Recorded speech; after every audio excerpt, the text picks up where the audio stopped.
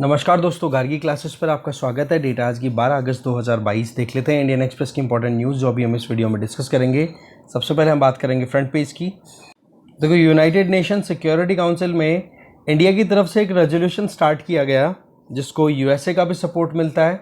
और ओवरऑल जो United nation security council में 5 permanent plus 10 non permanent members हैं, उनमें से टोटल 14 कंट्रीज़ ने इस रेजोल्यूशन को सपोर्ट किया, जिसमें इंडिया एक खुद भी है, छोड़ करके चाइना ने ब्लॉक कर दिया इस रेजोल्यूशन को। क्यों? मुद्दा क्या था? जैश ए मोहम्मद का जो डेप्यूटी चीफ, उसको ग्लोबल टेररिस्ट डिक्लेयर करने के लिए इंडिया ने रेजोल्यूशन स्टार्ट किया, बट चाइना ने वहाँ पर उसको टेक्निकल होल्ड पे डाल दिया। तो इस चीज़ से चाइना के डबल स्टैंडर्ड शो होते हैं। एक तरफ तो ग्लोबल पीस की बात करता है और दूसरी तरफ टेररिस्ट को टेररिस्ट डिक्लेयर होने से भी रोकता है। ठीक है, यूनाइटेड नेशन सिक्योरिटी काउंसिल में जैश ए मोहम्मद का जो डेप्यूटी है, बेसिकली चीफ तो कौन है? जैश ए मोहम्मद का मसूद अजहर, और उसका छोटा भाई है, ठीक है, अब्दुल रऊफ अजहर, जिसका बहुत ही इंपॉर्टेंट कंट्रीब्यूशन रहा। एक तो प्लेन हाईजैक में इंडियन एयरलाइन का जो फ्लाइट IC-814 जो हाईजैक हुई थी, वो पार्लियामेंट में अटैक हुआ, वो इंडियन एयरफोर्स बेस पे पठानकोट में 2016 में अटैक हुआ, वो उन सब में इसका कंट्रीब्यूशन था। तो ऐसे में यूनाइटेड नेशन की सिक्योरिटी काउंसिल के अंडर में 1267 सैंक्शन कमेटी में ये प्रोपोजल लाया गया था। इस पर प्रोपोजल को चाइना ने होल्ड पे डाल दिया, इसको ब्लॉक कर दिया। अगर यहाँ पर ये लिस्टिंग हो जाती ग्लोबल टेररिस्ट के तौर पे इस इंडिविजुअल की, तो इसके सारे एसेट्स को फ्रीज कर लिया जाता, इसका ट्रैवल बैन हो जाता और आर्म से रिलेटेड कोई भी एक्टिविटी कोई करता उसके ऊपर नज़रें रखी जाती। कुल मिलाकर के चाइना ने अपनी तरफ से एक डबल स्टैंडर्ड का शो कर दिया। ऐसा पहली बार नहीं हो रहा है। इसी साल 2022 में ही जून मंथ में चाइना ने एग्जैक्टली सेम चीज़ की थी, जब यूएस और इंडिया ने मिलकर के लश्कर-ए-तोयबा के डेप्यूटी चीफ, जिसका नाम है अब्दुल रहमान मक्की, उसके अगेंस्ट में सैंक्शंस लाने की बात की थी इसी 1267 सैंक्शंस कमेटी के अंडर में, पर चाइना ने वहाँ पर भी उस पर होल्ड लगा दिया था। तो ये जो चीज़ें हैं ना, ये चाइना की खुद की रेपुटेशन को ख़राब कर रही है इंटरनेशनल प्लेटफॉर्म्स पे, क्योंकि ये इसमें कोई डाउट ही नहीं है कि इन बंदों का कोई टेररिस्ट एक्टिविटीज़ में इन्वॉल्वमेंट नहीं था जो कि इंडिया में कंडक्ट हुई। ओके, तो ये है मेन चीज़। तो आगे चलते हैं। और इसमें रिलेशनशिप जो है वो चाइना पाकिस्तान की रिलेशनशिप ज़्यादा आ रही है, क्योंकि इनको फंडिंग कहाँ से मिलती है, ऑपरेट कहाँ से करते हैं? पाकिस्तान से। और इस टाइम पे चाइना पाकिस्तान रिलेशन अच्छे चल ही रहे हैं, तो इस वजह से टेररिस्ट को पनाह दी जा रही है। कुल मिलाकर बात ही आती है। इसके आगे देखो, फ्रीबीज को लेकर के जो बातचीत चल रही है उसमें सुप्रीम कोर्ट ने ये कहा कि देखो, फ्रीबीज बांटना गलत है, बेशक इसको रोकना चाहिए, पर इसका मतलब ये नहीं है कि कोई पॉलिटिकल पार्टी अगर फ्रीबीज पे रिलाई करती है तो उसको आप डी रिकॉग्नाइज कर दोगे। दैट मीन्स इलेक्शन कमीशन जो है उसको अपनी लिस्टिंग से ही रिमूव कर दे। तो बोले ये एंटी डेमोक्रेटिक स्टांस कंसिडर होगा। ठीक है, पॉलिटिकल पार्टीज फ्रीबीज का यूज़ करती हैं, बोलो बहुत ज़्यादा सीरियस इशू है ये वोट्स के टाइम, वोट मांगते टाइम पे। पर इसी एक मुद्दे को लेकर के अगर पॉलिटिकल पार्टीज़ को डी रिकॉग्नाइज करोगे तो बोलो वो ठीक बात नहीं होगी। तो ये चीज़ यहाँ पे सुप्रीम कोर्ट ने बोली है। इसके आगे नेक्स्ट हम आ गए एक्सप्लेन पेज पे। बीच में कुछ इतना इंपॉर्टेंट था नहीं। देखो, न्यूज़ है रिलेटेड टू बटरफ्लाई माइन। अब यहाँ पर आप देखो, ये एक तरीके की माइन है। माइन का मतलब हो गया छोटे छोटे बॉम्ब हो गए बेसिकली ये, और इन पे अगर कोई दबाव लगाएगा पैर से भी तो ये ब्लास्ट कर जाएंगे, तो इंजर्ड कर देंगे जो भी इंडिविजुअल इसके कांटेक्ट में आएगा बेसिकली। इसमें देखो, इसके विंग बने हुए हैं। ये विंग थोड़ा पतला है, ये विंग थोड़ा मोटा है। ये मोटे वाला जो विंग है ना, इस पर अगर किसी का पैर लग गया और 5 किलोग्राम से ज़्यादा का वजन पड़ गया इस पर, तो यहाँ से प्रेशर एक्सर्ट होगा और प्रेशर लगेगा इस बीच वाली इस पाइप पे, जिसमें कि एक्सप्लोजिव स्टोर्ड है, और उसको फिर बाद में एक तरीके के प्रेशर की वजह से क्या हो जाएगा, इसमें ब्लास्ट हो जाएगा। बेसिकली ये बटरफ्लाई माइन इसलिए बोला गया है, एक तो बटरफ्लाई की तरह दिखने में है ये, 2 विंग्स है इसके। एक विंग जो पतले वाला है, इसका काम तो क्या होता है कि इसको जो फेंका जाता है ना, तो या तो कोई मिसाइल में डिप्लॉय करके इनको फिर स्कैटर कर दिया जाता है, फैला दिया जाता है जहाँ जहाँ पर भी अटैक करना होता है, और या फिर आप उस ऊपर से जैसे ड्रोन है उससे आप इसको फैला देते हो चारों तरफ, या फिर कोई फाइटर जेट है उसका यूज़ करके डाल दिया जाता है। अब क्या होगा, ये जैसे ही ग्राउंड पे पड़ जाएंगे तो ग्राउंड में जाते टाइम पर आप देखोगे कि ये वाली जो विंग है ये क्या थोड़ी सी पतली है ना, तो ये तो स्टेबिलिटी प्रोवाइड करेगी, जल्दी से जल्दी इसको ले जा करके और नीचे गिरा देगी। कहाँ पे? ग्राउंड पे। अब जैसे ये नीचे गिरेगी स्टेबिलिटी हो जाएगी, ये अंदर घुस जाएगी बिल्कुल स्टेबल, और फिर उसके बाद में अगर किसी का पैर इस पे लग गया, ठीक है, इधर वाली पे, तो ये प्रेशर क्रिएट करेगी और एक्सप्लोजन हो जाएगा। तो ऐसे में इसको बटरफ्लाई माइन भी बोला जा रहा है। इसके अलावा इसको पैरेट के नाम से भी, ग्रीन पैरेट के नाम से भी जाना जाता है। ग्रीन पैरेट क्योंकि कलर ग्रीन है ना इसका, और इसका वैसे नाम क्या है? PFM-1 butterfly. इसका एक और वेरिएंट है PFM-1S। इन दोनों में डिफरेंस जो है वो हम समझते हैं। तो बेसिकली ये न्यूज़ में क्यों है, ये देखो कि रशिया जो है वो यूक्रेन वॉर में इस बटरफ्लाई एंटी पर्सनल माइन को यूज़ कर सकता है, ठीक है। तो पॉइंट यहाँ पर ये आ जाता है कि जो यूक्रेन के लोग हैं वो कहीं ना कहीं इससे एक तो क्राइसिस में रहेंगे। दूसरा, जो यूक्रेन के फोर्सेस हैं उनके द्वारा अगर कहीं पे मार्च किया जाता है, कहीं वो पैदल निकलते हैं, तो फिर उनको इंजर्ड किया जा सकता है, ठीक है। तो देखा जाए ना, तो इसमें आप देखो कि PFM-1, इसमें तो क्या होता है, अगर प्रेशर बनेगा, कोई वजन गिरेगा इस माइन पे, तब एक्सप्लोजन होता है। और इसी का एडवांस वर्जन है PFM-1S। ये क्या होती है? सेल्फ डिस्ट्रक्शन मैकेनिज्म पे काम करती है। इसका मतलब 1 घंटे से 40 घंटे के बीच में ये कभी भी ब्लास्ट कर सकती है।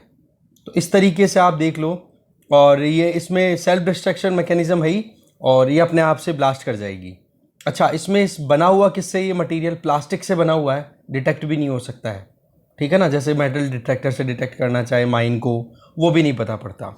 और ये सोवियत एरा USSR के टाइम की है, और USSR के टाइम पे कब यूज़ हुआ था? जब अफगानिस्तान में इन्वेड किया था ना USSR ने 1779 के लगभग, उस टाइम पर इसको यूज़ किया गया था। तो ऐसे में स्टॉक में पड़ा है, काम में ले लेंगे। तो रिस्की भी है थोड़ा सा कि जो डिप्लॉयमेंट होगा हो सकता है उसके हाथ में ही धमाका हो जाए, वो एक अलग बात है, ठीक है। और 5 किलोग्राम तक का वजन अगर गिर गया तो ब्लास्ट हो जाएगा। और एक्सप्लोजिव कितना होता है?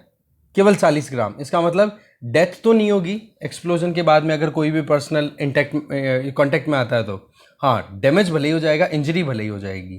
तो ये है इसका पूरा काम करने का तरीका। आगे चलते हैं। नेक्स्ट है कि हमारे यहाँ पर फ्रीक्वेंटली प्रिस्क्राइब किया जाता है कि विटामिन डी की कमी की वजह से बहुत प्रॉब्लम आती है, विटामिन डी के सप्लीमेंट्स दिए जाते हैं। तो बोले एक सर्वे किया गया 25,000 लोगों पर USA में। उसका ये पता पड़ा, जिनकी उम्र 50 साल से ज़्यादा थी, कि उनको विटामिन डी सप्लीमेंट्स देने के बावजूद भी उनकी बॉडी में जो बोन है उसको स्ट्रेंथ नहीं मिलती है। दैट मीन्स फ्रैक्चर जो है, बॉडी की जो बोन का जो क्रैक होना है, टूटना है, हड्डी टूटना है, वो बोला अभी तक भी कम नहीं हो रहा है। तो ऐसा ही कुछ हम भी यहाँ पर देखें तो विटामिन डी लेवल जो है उसको अगर देखा जाए तो पॉपुलेशन में बहुत कमी है, और उसको सप्लीमेंट करने के लिए क्या हमें विटामिन डी या कैल्शियम के साथ में इसका जो सप्लीमेंट तैयार होता है वो हमें देना चाहिए। तो इसका जवाब यहाँ पर डॉक्टर दे रही हैं कि देखो, बोन हेल्थ हमारे लिए बहुत इंपॉर्टेंट है, और इस चीज़ को इंश्योर करना कि जी हाँ किसी को सप्लीमेंट देना चाहिए, सप्लीमेंट का कोई आउटकम है या नहीं, उसके लिए प्रॉपर सर्वेज होना इंपॉर्टेंट हो जाता है। पर हमारे यहाँ पर केवल विटामिन डी की डेफिशिएंसी नहीं है, हमारे यहाँ पर आयरन डेफिशिएंसी भी है, जिसकी वजह से एनीमिया की प्रॉब्लम आती है। ओके, तो कुल मिलाकर के हमारे यहाँ पर जो कमियां हैं उन कमियों को थोड़ा सा आइडेंटिफाई करना होगा, उनके कॉजेज़ को देखना होगा, तब जाकर के प्रॉब्लम सॉर्ट आउट हो पाएगी।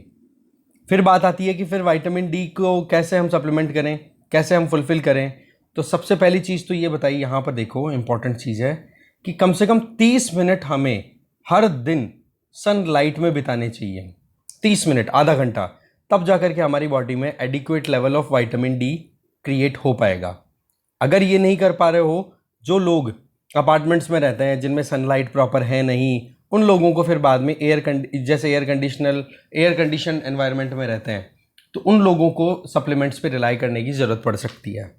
एक और चीज़ कि विटामिन डी सप्लीमेंट्स किसको देनी चाहिए, मेन है पेडियाट्रिक जो पॉपुलेशन है, मतलब छोटे बच्चे हैं ना, उनको ज़्यादा ज़रूरत होती है विटामिन डी की, क्योंकि नहीं तो उनके रिकेट्स जैसी बीमारियां हो जाती है जो कि उनकी हड्डियों को कमज़ोर बना सकती है, ग्रोथ अच्छी नहीं होती फिर उनकी, और कमज़ोर हड्डियों की वजह से फिर बाद में शरीर में डिफॉर्मिटीज़ भी आ जाती हैं, ठीक है, मतलब शरीर का प्रॉपर स्ट्रक्चर डेवलप नहीं हो पाता है। इसके अलावा और किसको ज़रूरत होती है, प्रेग्नेंट वुमेन, ठीक है, ज़्यादा देखा जाए तो वो जो नॉन कम्युनिकेबल डिजीजेज से ग्रसित हैं, जैसे कोई डायबिटिक पेशेंट हो, तो उनको फिर थोड़ा ज़रूरत पड़ती है। कारण क्या है कि विटामिन डी की जो कमी है, लोअर लेवल है, वो इंसुलिन लेवल के कम होने के साथ में देखने को मिलती है। मतलब इंसुलिन का लेवल कम, विटामिन डी का लेवल कम, इसका मतलब क्या हो गया, इंसुलिन कम हो गया तो डायबिटिक हो गया वो, विटामिन डी की कमी हो गई तो फिर बोन्स थोड़ी सी कमज़ोर हो जाएंगी। तो ऐसे में थोड़ा सा ये एक कॉम्बिनेशन देखने को मिलता है दोनों का, ठीक है। और वैसे हमने बता ही दिया 30 मिनट तक कम से कम धूप में बिताना चाहिए, बस। और तो बाकी कुछ खास था नहीं, मेन विटामिन डी से रिलेटेड यही थी। एक काम कर लो, जो वाइटामिन का पूरा सेगमेंट है ना साइंस में, जनरल साइंस में, वो एक बार पढ़ लो आप, ठीक है। आगे चलते हैं। नेक्स्ट हम आ गए वर्ल्ड पेज पे। देखो ये आपके सामने ये एक तरीके से एंटी मिसाइल या फिर कह सकते हो कि एक प्रोटेक्टिव शील्ड लगाई हुई है कि कल को ना कोई अटैक करे तो यहाँ से मिसाइल जा कर के और उसको हिट कर देंगी जो भी आ रहा है अंदर अटैक करने के लिए। तो ये सिस्टम है थर्ड इंटरसेप्टर। ये यूएसए का सिस्टम है जो कि कहाँ पर डिप्लॉयड है, साउथ कोरिया में। तो इसको लेकर के चाइना की तरफ से ऑब्जेक्शन हुए हैं, ठीक है। थर्ड का फुल फॉर्म क्या है, terminal high altitude area defence system, जो कि साउथ कोरिया ने यूएसए से, अब साउथ कोरिया, जापान, ताइवान, ये 3 ऐसे कंट्रीज़ हैं जिनकी सिक्योरिटी की गारंटी ले रखी है यूएसए ने, ठीक है। तो ऐसे में ये थर्ड सिस्टम भी यूएसए का ही है। इंस्टॉल्ड कहाँ पर है, एक तो यहाँ पे सियोल में, दैट मीन्स सियोल का मतलब हो गया साउथ कोरिया में, जो नॉर्थ कोरिया के साथ बॉर्डर शेयर होती है उधर। चाइना ने ये कह दिया कि बोला थर्ड का जो रडार है बहुत ही ज़्यादा पावरफुल है और वहाँ पर एयर स्पेस में जो भी कम्युनिकेशन होता है, प्लेन्स का आना जाना, बोलो उसको डिस्टर्ब करता है ये। तो इसको लेकर के 2016 में चाइना ने ऑब्जेक्शन किया था, बट फिर भी साउथ कोरिया ने अपनी सिक्योरिटी पॉइंट ऑफ व्यू से इसको इंस्टॉल कर रखा है। अब सबसे मज़े की बात यह है कि थर्ड से रिलेटेड क्वेश्चन 2019 या 2018 के प्रीलिम्स में आया हुआ है। सीधा क्वेश्चन था, थर्ड रिसेंटली न्यूज़ में था, ये क्या है, ठीक है। तो ये क्या हो गया, एक तरीके से मतलब सिक्योरिटी पॉइंट ऑफ व्यू से इंपॉर्टेंट इंस्टॉलेशन हो गया, जो कि यूएसए की मिसाइल डिफेंस सिस्टम का पार्ट है, ठीक है। तो जो और इंस्टॉल्ड कहाँ पर है, अभी तक देखा जाए तो थर्ड मेनली इंस्टॉल्ड कहाँ पर है, साउथ कोरिया में। तो क्वेश्चन इस तरीके से बनता है, ठीक है। ये यूएसए का मिसाइल डिफेंस सिस्टम है, ये गलती मत कर देना क्योंकि क्वेश्चन में यही घुमा के पूछा गया था, ठीक है। आगे चलते हैं। नेक्स्ट वर्ल्ड पेज पे ये भी है, देखो अंटार्कटिका का ग्लेशियर जो है वो लगातार मेल्ट होता चला जा रहा है और पिछले 25 सालों में डबल स्पीड से मेल्टिंग हो रही है, ग्लोबल वार्मिंग, ठीक है। ये किसने रिवील किया है, नासा का एक जेट प्रोपल्सन लेबोरेटरी JPL है, उसके द्वारा सर्वे किया गया है। अब आप देखो कि अंटार्कटिका में जितनी बर्फ़ जमी हुई है वो दुनिया में जितनी आइस है ना, उसका इतना बड़ा अमाउंट है कि अगर पूरी दुनिया की बर्फ़ पिघल जाए तो जितना सी लेवल राइज हो ना, उसमें 88% कॉन्ट्रीब्यूशन तो केवल और केवल अंटार्कटिका की बर्फ़ कर देगी। अब आप देख लो, जितना आइस वॉल्यूम है उसका 88% जो हिस्सा है वो केवल अंटार्कटिका में कन्फाइंड है, ठीक है। तो ये क्रायोस्फीयर को बचाना बहुत ज़्यादा ज़रूरी है। एक तो हवा का गर्म होना, एक तो ये इसकी वजह से मेल्टिंग हो रही है अपर सरफेस पे, और नीचे से पानी का कांटेक्ट में आना, यहाँ पर क्या हो रहा है, टेम्परेचर राइज होने की वजह से क्या होता है, मेल्टिंग हो जाती है। तो कुल मिलाकर के दोनों तरफ से मेल्टिंग लगातार हो रही है और धीरे धीरे ये जो आइस है ये टूट टूट करके शेल्स में टूट टूट करके फ्लोट कर रही है, जो कि बाद में मेल्ट हो जाती है। तो सी लेवल राइज होता चला जाएगा। तो ये चीज़ निकल के आ रही है कुल मिलाकर के, ठीक है। अभी ये देखने को मिला है कि ओशन स्पैन में लगभग स्विट्जरलैंड का जितना एरिया है ना, उतनी बड़ी एक आइस का हिस्सा टूट करके और फ्लोट करने लग गया है फ्रीली ओशंस में। ये है मुद्दा मेन। आगे चलते हैं। नेक्स्ट है, यूनाइटेड नेशन के द्वारा ये बात बोली गई है कि इंडिया की टोटल पॉपुलेशन का लगभग 7.3% पॉपुलेशन वो डिजिटल करेंसीज को ऑन करता है, लेन देन करता है। सेवेंथ नंबर पे है इंडिया वर्ल्ड में। सबसे ज़्यादा कहाँ पर हुई, यूक्रेन में, उसके बाद में रशिया में, उसके बाद में वेनेजुएला में, फिर सिंगापुर, फिर US, फिर आप देखो कीनिया और फिर इंडिया। इस तरीके 7वें नंबर पे है इंडिया की पॉपुलेशन। वैसे देखा जाए परसेंटेज वाइज है, और अगर देखा जाए तो सबसे ज़्यादा पॉपुलेशन कहाँ की हो गई, सीधी सीधी इंडिया की। भाई 1.4 बिलियन पॉपुलेशन का आप 7.3 कैलकुलेट कर लो। यूएसए की पॉपुलेशन कितनी है जी? इतनी 31 करोड़, 28-30 करोड़ के लगभग, या 33 करोड़ होगी समथिंग, इतनी है। इसका 8.3% कितना कम हो जाएगा? रशिया की पॉपुलेशन कुछ ज़्यादा है नहीं, यूक्रेन इनकी पॉपुलेशन इतनी ज़्यादा नहीं है। हाँ, बस परसेंटेज वाइज देखा जाए तो वो ज़्यादा है, पर इंडिया में सबसे ज़्यादा क्रिप्टो करेंसी होल्डर्स हैं अगर एब्सोल्यूट टर्म्स में अगर कैलकुलेट करें तो। इसके पीछे कारण क्या है? कोविड की वजह से। कोविड के टाइम पे जितना ऑनलाइन ट्रांजैक्शंस हुए ना, इसमें बहुत ज़्यादा प्रमोशन मिला है। और ये डेटा रिलीज़ किसने किया है? अंकटाड के बारे में यूपीएससी पॉइंट ऑफ व्यू से पढ़ लेना, नंबर 1। नंबर 2, कौन कौन से रिपोर्ट्स रिलीज़ करता है अंकटाड, वो भी आप गेट करोगे।